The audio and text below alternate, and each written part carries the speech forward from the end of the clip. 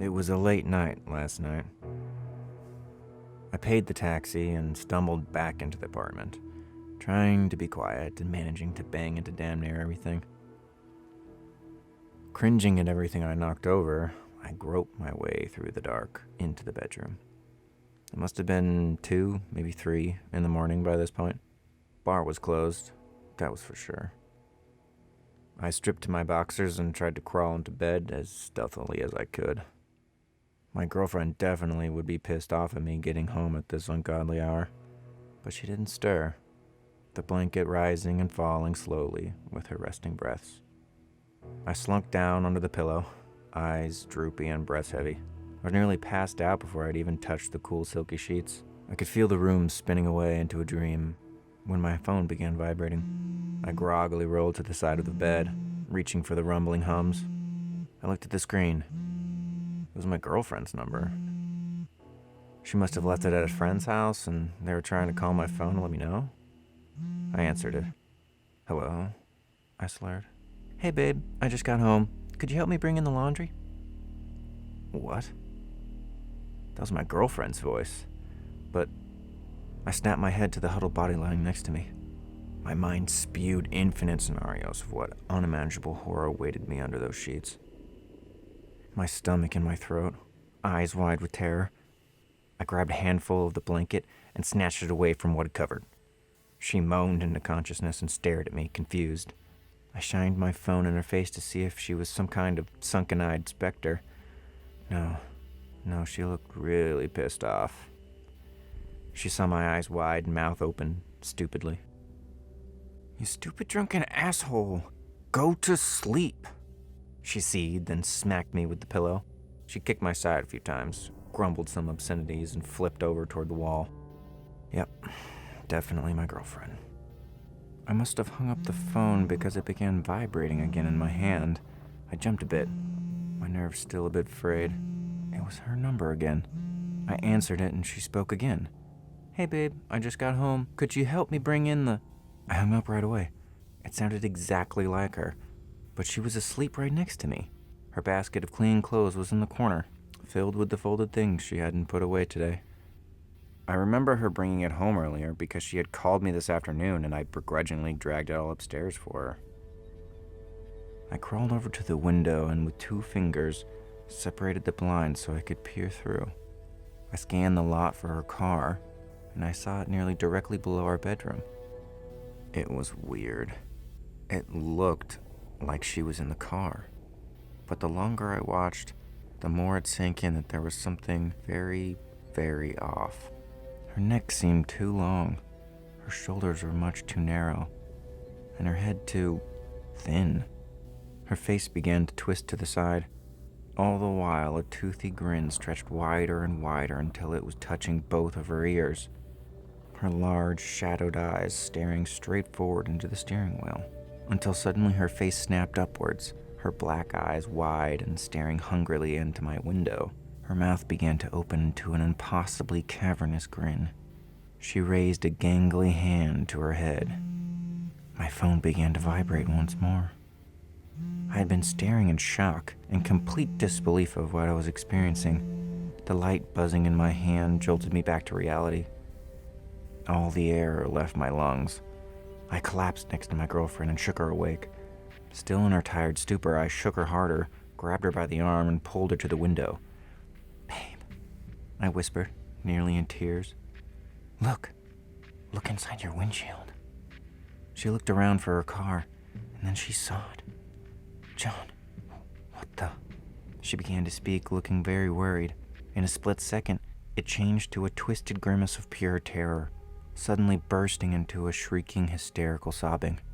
She shoved her head into my side, my arms pulling her close. Unable to look away from the window, I watched as the thing inside her car opened the door and power walked away, unnaturally quick, toward the forested lake to the left of the apartments. It kept its head turned towards me the entire time, neck bending gruesomely backwards as the rest of its body strutted away. It wasn't grinning anymore. It was frowning, and almost looked sad. We must have tired ourselves out from all those surges of adrenaline-fueled fear, because right after it had walked away, I remember waking up in the daytime. My girlfriend was still tangled in my arms, us both slumped towards each other like the letter A. I checked my phone to see what time it was and saw that I had 16 missed calls, all between 1 a.m. and 7 a.m. We hadn't tried calling each other since yesterday afternoon, before it all happened. I had no idea how her phone had been used like that, as it was plugged in next to her all night. There weren't any outgoing calls from her phone to mine. What's weirder, though, when she checked her phone, she also had 18 missed calls, but from my phone number. Each one, same as mine, was made between the time of 1 a.m. and 7 a.m. I didn't really know what to say to her about it. So I said, "Well, babe, I guess that means no more late-night taco runs for a while." We didn't laugh. We spent the day of the 28th in a weird funk, both calling into work and consoling each other. We made sure to never be alone until we were positive things had blown over. That night I typed up everything that happened. People seemed very interested, and we gleaned a few ideas from many of the user comments. There were endless theories on what the creature could be, how we could combat it, how we could stay safe. A few things were clear. This thing was mimicking Megan, and could potentially be mimicking me as well. It wasn't a nightmare fueled by alcohol, as all the proof was there in our phones and in her eyes that morning. Nothing odd happened the evening of the 28th. After I finished the story, I checked my phone and went to bed. We woke up the next day. No missed calls on either of our phones. Feeling a bit better, Megan went to work, and she said she'd be going to a friend's afterwards. That worked for me, seeing as I'd be at work for an evening shift until late. I didn't want her to be alone, and neither did she. Work went slow. Customer faces coming and going in a painstakingly long blur. On my lunch, I grabbed a meal and went to text Megan, checking up on her. The screen stayed black. My phone was dead. Shit. I must have not plugged it in before I slept last night. An aggravating habit of mine that occurred all too often. I finished my food, went out back to have a smoke, and worried about my girlfriend. A few hours later, my shift was wrapping up. I was dead at this point, so I was able to leave a few minutes early. I raced home, flung open the door to the apartment, and jammed the charger into the phone. A few nerve-wracking minutes went by as the phone built up power. It lit up, the small Apple logo emblazoning the screen. I watched it intensely, waiting for the lock screen to appear, waiting to see if any of the nightmares had come true over the last 8 hours. The lock screen came up, and I read the message on the front. 5 missed calls. What the hell? I went to call Megan back and got a shock when the phone began to buzz. Incoming call from Megan. Oh Christ, this is it. Let's see what's really going on here. I tentatively brought the phone to my ear and answered it. "Hello?" I whispered, shaking, expecting to hear something about laundry. "Babe." It was her. "I'm almost in the neighborhood. I got your call that you were leaving work early, but you hung up before I could say anything. I didn't know when to come home, and I didn't want to get there alone. You weren't answering your phone, so I just waited until you were off work, so..." Chills shot up and down my spine. My voice hoarse with sudden panic, screamed at her. "No! My phone has been dead since I got to work. Turn around right now and go back to your friends. Stay there." She let out a little scream. I heard the squealing of the tires in the background as her car pulled a U-turn. "Oh my God! Babe, that means that it's there right now!" She shrieked in a panic. "I know, Megan. I'm gonna be stuck here for tonight. You stay put. Stay safe. Please. I love you." "I love you too. I'm so scared, John. I'm so scared." "Me too." With that, I hung up. I promptly went to the cabinet and took a shot. Then another. I thought about what she'd said. How was it here, right now, waiting somewhere for her to return? I went to the balcony and moved the blinds open a little. Nothing seemed out of the ordinary. It started to dawn on me that something had called her this time, mimicking me. That meant there was either one thing trying to fool both of us, or 2 things targeting each of us. I looked towards my car, anxious as to what I'd witness. It was parked farther down than the apartment complex, and I couldn't really see anything from the window. I sure as hell wasn't going to go out there and check either. The couple drinks I'd had put me in a fuzzy, sleepy state. Not drunk, just overwhelmingly tired. I texted Megan, making sure everything was okay, and passed out in my bed. It wasn't good sleep at all. I jerked awake every hour or so in my bed for no reason. Each time I awoke, I would check my phone. No missed calls. I turned the phone to a ring setting so that a call would wake me up in case Megan had an emergency. I checked the phone and drift back off into an uneasy sleep. Wake up, repeat. This kept going on until 4 a.m. this morning when my phone made a loud beep. Megan had texted me. Hey, I'm just gonna head home now. Nothing weird's happening, and I work in 4 hours. See you soon. Winky face. What was she doing? I had explicitly told her to stay where she was. It wasn't worth the risk to sleep in a familiar bed. If she was tired, she could goddamn call into work. She was running the risk of running into that monster outside her car door. Seriously, what was she thinking? I called her. No answer. Again, no answer. I texted her telling her to turn back around. She didn't pick up or respond to anything I sent her. I did this for about 20 minutes when my phone rang. It was her. I answered it and spat. What the fuck are you doing? Get away from the apartment. There was a pause, and then the most blood-curdling shrieks I've ever heard came through the speaker of my phone. It was Megan's voice, Megan's screams of terror. It went on for a few moments until she bawled. Oh my God, please help me. It's got me. It's got me. The terrifying words replayed in my head endlessly. It's got me. I jumped up instinctually, dropping the phone to the ground. I flung the bedroom door open, grabbed a bat from the closet, and stomped out the front door into the apartment complex hallway. Every qualm I'd had against facing this thing had disappeared the moment I got that call. I was trembling in a rage. It had Megan, the girl of my dreams, the kind of woman that made life worth living. I was going to destroy this creature. I was going to stare into its ogling black eyes until I saw the terror that it had once instilled in me. It would fear me as I once feared it. And when that hopeless, soul-absorbing fear flashed across its gaze, I would beat it until there was nothing left but a stain on the concrete.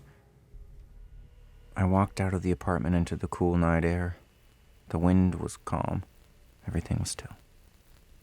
Gripping the bat tightly in my hands, I stalked between the cars of the parking lot, calling out for Megan. My eyes darted to and fro, scanning the vehicles for Megan's red sedan, searching for her, searching for it. I must have walked the perimeter 3 times before I realized that Megan's car wasn't there. She wasn't here. Thoughts raced in my head. They'd found her at her friend's house. They caught her while she was on the road. She could be anywhere. A sinking feeling of fear overpowered me. What if she hadn't called me at all? What if this was a trap for me? Any bravado I had disappeared. I ran towards my car, dropping my bat while fumbling with the car keys. I stood outside the door for a moment, fingers trembling, trying to find the right key. I looked up to unlock the car when I saw someone staring back at me. It was the same sinking feeling in your gut when you almost fall backwards out of your chair.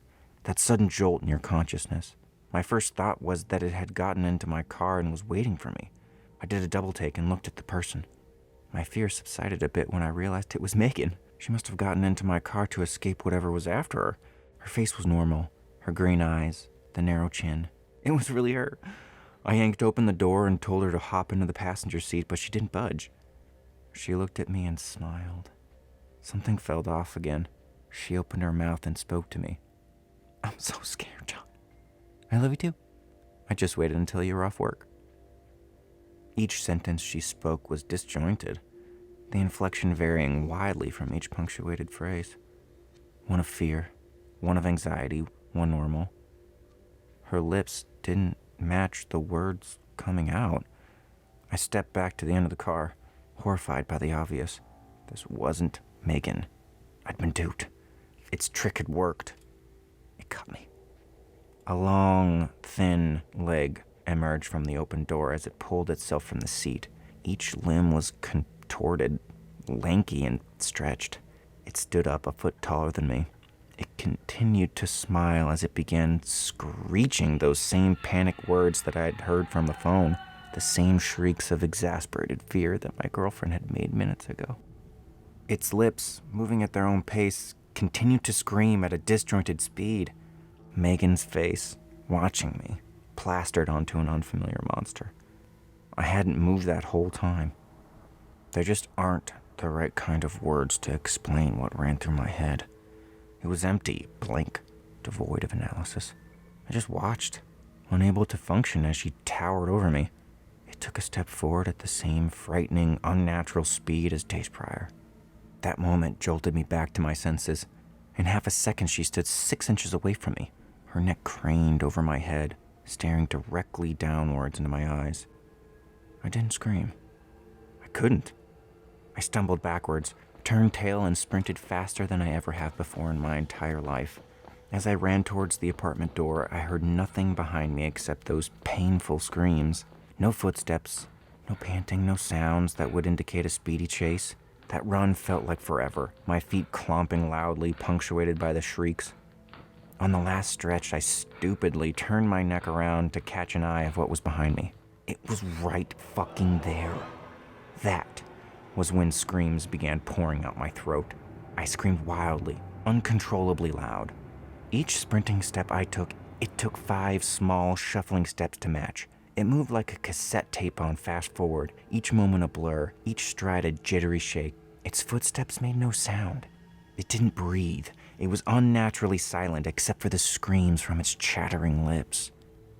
I swung open the door, jumped the steps 4 at a time, and locked myself in the apartment. Darkness. Emptiness.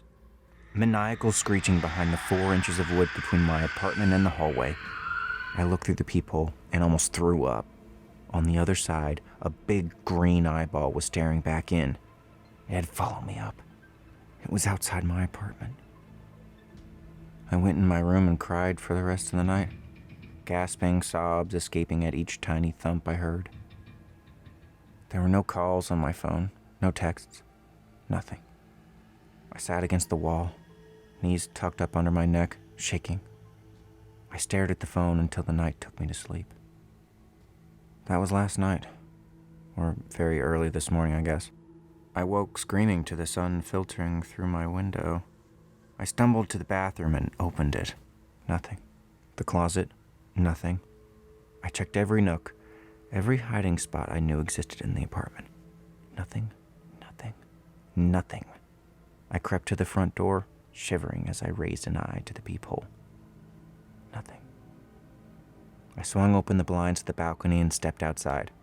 There was nothing but a few neighbors leaving for their morning commute. No screams, no gangly doppelgängers. There was just nothing. Still very upset, I went back in the room and checked the phone. I had one missed text message from Megan. Oh, thank God. I sighed in relief. She was okay. Through all that bullshit that just happened a few hours ago, she was okay. I looked at the message. Nothing weird's happened, and I see you soon. Winky face. I threw the phone at the wall and broke down once more.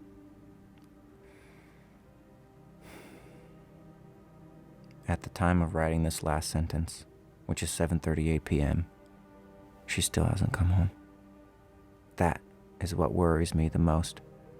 Because if these things can only mimic things they've seen or heard from us, then what happened to Megan to make her scream like that for so long?